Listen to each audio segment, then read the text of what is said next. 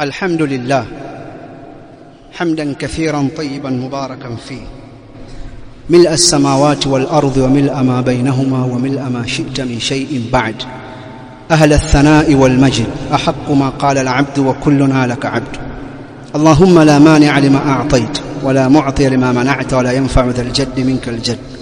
والصلاة والسلام على أشرف الأنبياء وإمام المرسلين نبينا محمد صلى الله عليه وعلى آله وأصحابه والتابعين لهم بإحسان إلى يوم الدين.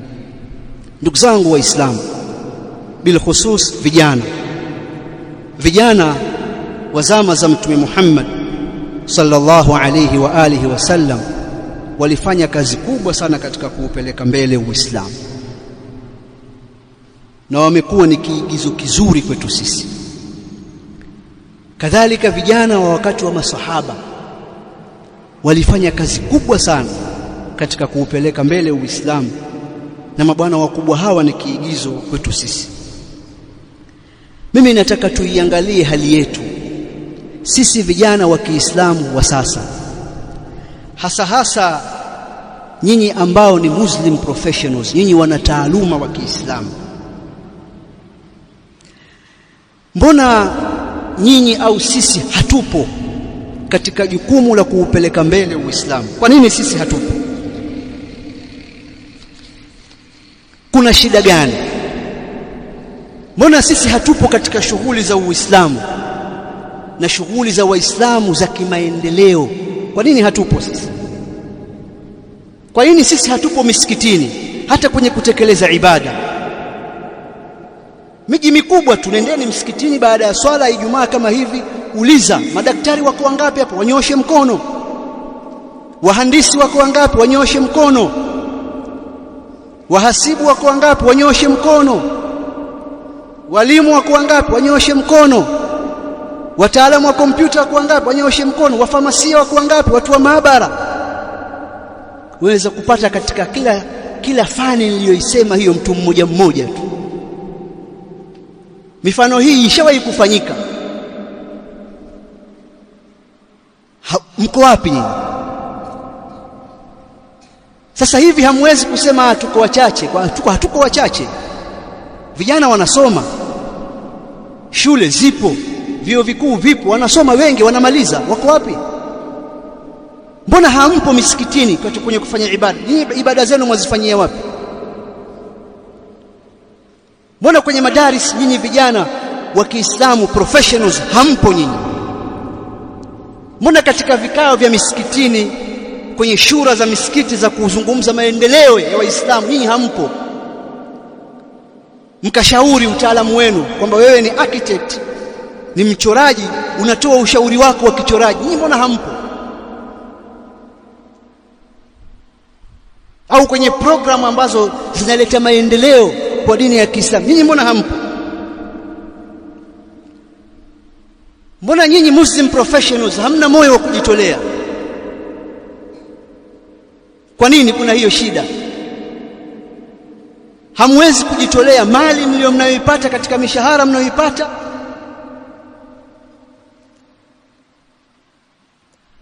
Wala kuweka utaratibu wa kujitolea kwamba mimi bwana kila mwezi katika mshahara wangu nitatoa kiasi fulani. Mbona nyinyi hamfanyi hivyo? Kujitolea muda wako, nyinyi siku zote nyinyi hamna muda. Kujitolea taaluma yako, kwa nini hamjitolei taaluma zenu? Kujitolea kwa namna yote, kwa nini dhana ya kujitolea haipo? Na Uislamu utaenda vipi bila ya dhana hii ya kujitolea kuingia katika nafsi zenu? Masala ya kulipwa ni masala mbali kabisa. Kazi kubwa zote nzito hazina mshahara, kwa sababu huwezi kupima kima cha mshahara na kazi hiyo. Ni uongo tu. Wewe utamlipa mshahara Mtume Muhammad wa kiasi gani katika kazi aliyoifanya? Milioni 10 za mtosha bwana? Wewe mshahara wako milioni 10 au 20 au 100? Ndio akaambiwa, waambie wao, la as'alukum alayhi min ajr, mimi siwataki ujira. Hamna ujira wa kulipa, ujira uko kwa Allah, yeye ndiye anaweza kumkinaisha mja wake. Mbona hamjitolee nyinyi Muslim professionals, vijana wa Kiislamu, wana taaluma wa Kiislamu? Wengine wanataka kulipwa katika sehemu wanazotakiwa wao kutoa mchango wao. Yeye ni mchoraji, tuchoree hapa. Hakuna kazi ya bure bwana, kuna kazi ya bure. Nyinyi Waislamu anaanza kutoa lawama kwa Waislamu. Vijana wasomi kazi yao ni kulaumu tu.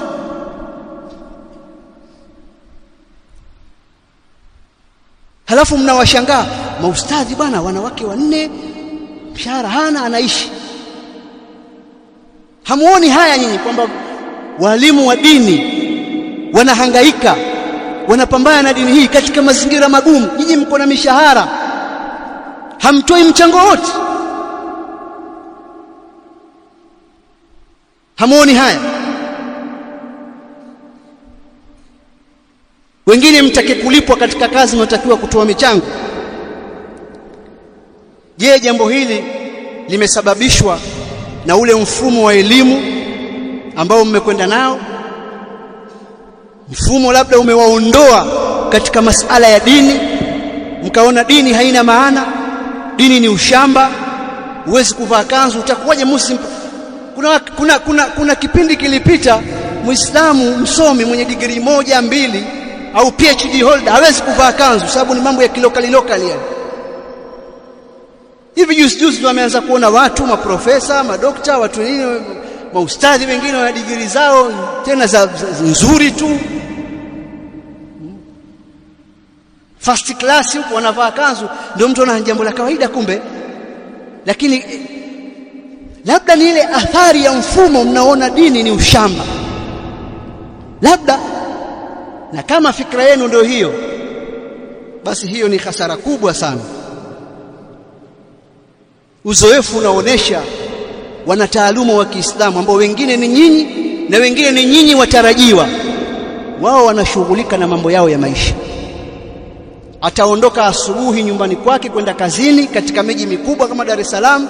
Akifika kazini atafanya kazi mpaka saa 10, 11, 12, atarudi nyumbani. Hiyo ndio rutini yake kwa wiki. Weekend atawatoa watoto wake awapeleke wapi kula, kurudi. Hiyo ndio rutini yake. Katika ratiba yake hakuna jambo jingine lolote, ni kazini wapi, kazini wapi. Halafu atapewa ule mshahara wake, mwenyewe ajiona ni mjanja kabisa. Umri unakwenda, hawekezi katika dini ya Allah subhanahu wa ta'ala. Naamini mtanielewa, kwa sababu kuna watu huwa wana kaida ya kuelewa mambo tofauti. Kwa hiyo mtu amewekeza katika kazi yake. Kuna wengine wameanzisha biashara zao na makampuni yao, wakati mwingine walisutwa wengine, mbona nyinyi makampuni yenu yanaendelea vizuri? Ukenda kwenye kampuni ya mtu nzuri, yapendeza, ina mipango, lakini msikiti anaoswali hauna maendeleo. Shida iko wapi? Mpaka shughuli za kidini hamweki michango. Mimi na wanasihi vijana wenzangu wana taaluma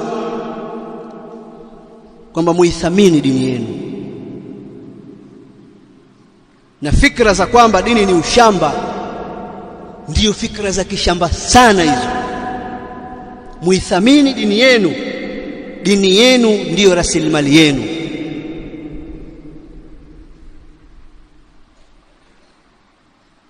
Kama anavyosema al-Imam al-Qahtani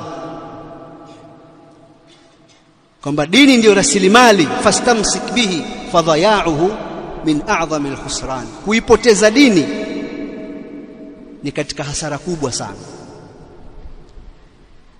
Lakini pia na wanasihi kuweka mchango wenu katika dini ya Kiislamu, kwanza kwa kuisoma. Mimi najua wako wanataaluma wa Kiislamu wachache wapo kwenye harakati za Kiislamu, lakini harakati ambazo hazileti matunda, si kwao wala si kwa jamii. Wapo wachache wanahangaika huku na kule, na atakaa kwenye hizo harakati za dini mara yuko, lakini miaka yake yote hiyo hajawahi kusoma hajawahi kusoma juzu ya amma akaimaliza. au akasoma juzu, yani hapigi hatua, yani miaka 10 miaka 20 yuko kwenye harakati. Na ndiyo maana utakuta ni wepesi sana kukengeuka. Wako vijana wana taaluma wa Kiislamu walikuwa kwenye level za juu za uongozi kwenye majumuiya ya wanafunzi wa Kiislamu na majumuiya ya Waislamu, lakini leo mara kahama kaenda kwenye siasa. Sasa kwenye siasa mara anahama chama hiki, mara anahama chama hiki, mara anahama chama hiki, mara hayupo, mara kapotea, hayupo. Huwezi kumkuta amekaa kwenye mstari ametamakani katika njia yake na shughuli zake, hakuna. Sasa nyinyi mna wajibu wa kuwekeza mchango wenu katika dini. Kwanza muifahamu pia dini.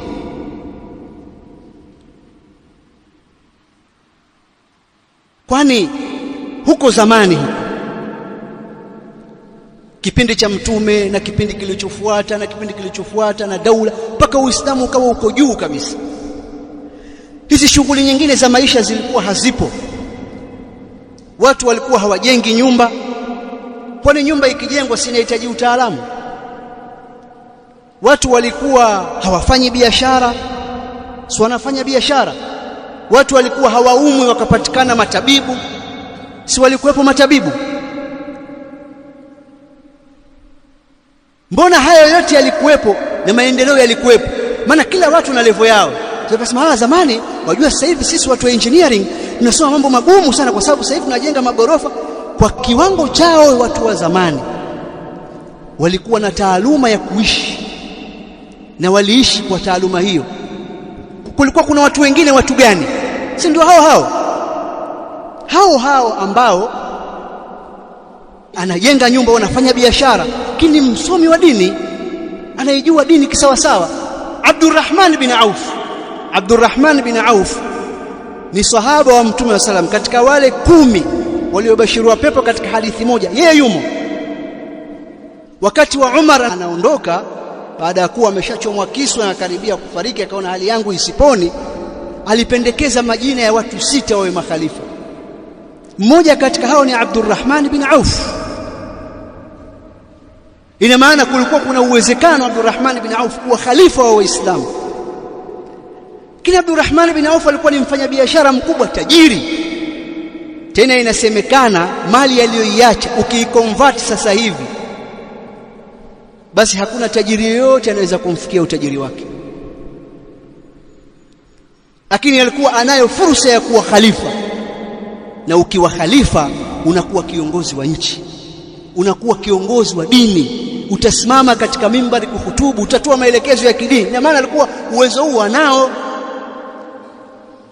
Sasa wewe daktari wa Kiislamu, ni Muislamu, kul huwallahu, ukiambiwa uisome ngoma za masikio zataka kupasuka, wewe Muislamu wa vipi? Kwani uliambiwa wewe kusoma huo daktari? Kwani huo daktari wewe umeshaumaliza? Ubongo wako wote umeshajaa, sasa hamna kitu cha kuingia. Ubongo wa mwanadamu hauna limitation bwana.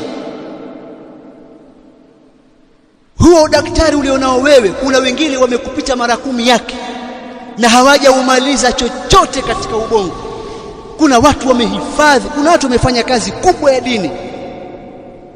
Sheikhul Islam Ibn Taymiyyah amehifadhi Musnad wa Imam Ahmad. Haka uangalie sasa Musnad, hayo matabu yalivyokuwa mengi, yaangalie. Na vitabu vingine amehifadhi, ndio utajua kwamba mwanadamu Allah amempa vipawa sana.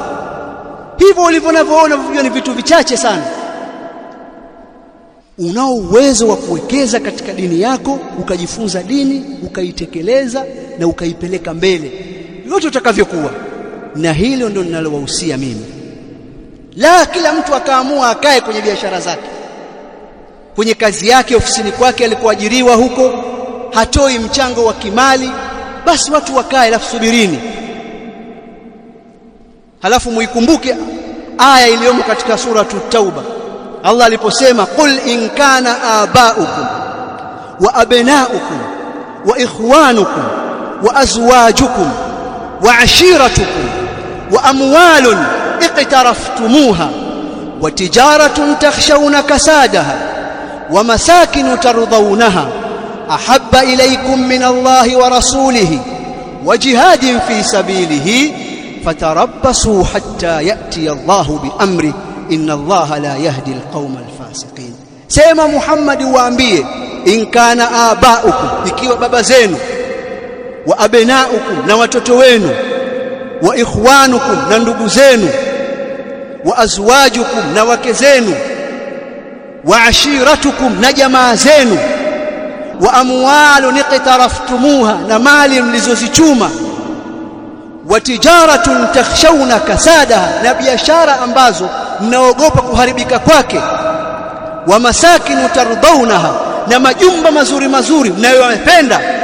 Vikiwa vitu hivi ahabba ilaikum, vinapendeza zaidi kwenu nyinyi, mnavipenda zaidi nyinyi, minallahi, kuliko Allah, wa rasulihi, na mtume wake, wa jihadin fi sabilihi, na kuipigania dini yake.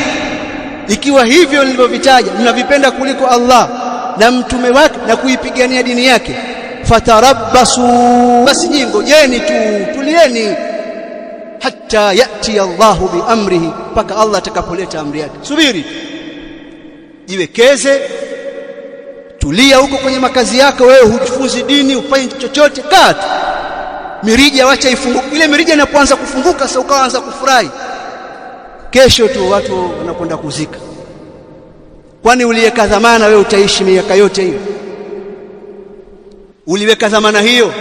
Kwa sababu hayo ndio Allah anayotupa mfano kwenye Qur'ani, innama mathalul hayati dunya kama in anzalnahu minas samaa fakhtalata bihi nabatul ardi mimma ya'kulu an-nas wal an'am hatta idha akhadhatil ardu zukhrufaha wa zayyanat wa dhanna ahluha annahum qadiruna 'alayha ataha amruna laylan aw nahara faj'alnaha hasidan ka'an lam taghna bil ams kadhalika nufassilu al-ayati liqaumin yatafakkarun.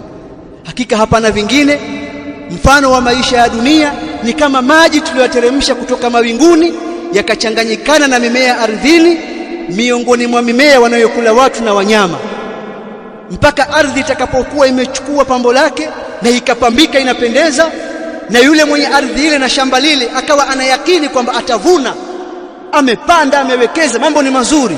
Ataha amruna laylan au nahara, itakuja amri yetu usiku au mchana, faja'alnaha hasidan, tukalifanya lile shamba limekauka kama limefekwa, ka'an lam taghna bil ams, kama vile jana halikuwa hivyo. Umekuwa, umesomeshwa, ukapata kazi, wahangaika na kazi mpaka mirija imefunguka. Sasa kuona hapa sasa raha, sasa pale pale kap, ataha amruna laylan au nahara. Ndugu zangu, tuna wajibu wa kutafakari kuhusu dini yetu na kuwekeza. ربنا آتنا في الدنيا حسنة وفي الآخرة حسنة وقنا عذاب النار. اللهم اغفر للمؤمنين والمؤمنات والمسلمين والمسلمات الأحياء منهم والأموات. اللهم لا تدع لنا ذنبا إلا غفرته ولا دينا إلا قضيته ولا مريضا إلا شافيته يا رب العالمين. اللهم اشف مرضانا مرضى المسلمين وارحم موتانا موتى المسلمين. اللهم إنا نسألك الهدى والتقى والعفاف والغنى. صلى الله على سيدنا محمد. قوموا إلى صلاتكم.